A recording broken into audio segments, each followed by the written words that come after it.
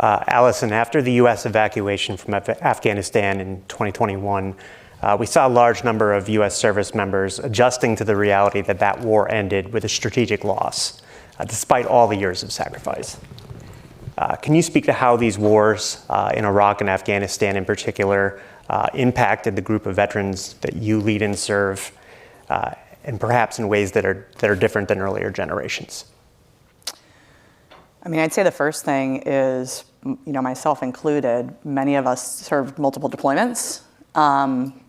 Serving with an all-volunteer force means that many of us have buddies who've served 3, 4, and it's a very small, population of people who keep going over and over again. And I think something that will be unique to our generation is the compounding effects of that. And then I think, you have 2 wars that were both complicated in their own ways. I served in Iraq. By the time I got there, we had learned there were no weapons of mass destruction. We had already captured Saddam Hussein. So I'm literally a platoon leader in wartime trying to explain to my troops after they've just suffered loss what that loss was for. And I think one of the sort of things that I will carry with me for the rest of my life is that I don't ever want a platoon leader to not be able to look in the eyes of their troops when you've suffered loss and not be able to say what that loss was for.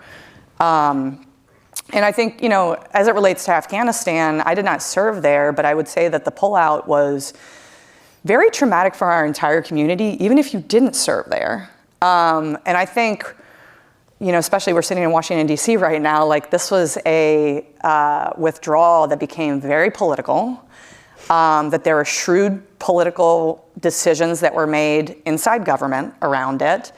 And I think what most veterans can agree, especially those who served post 9/11, is that we saw all of this playing out as though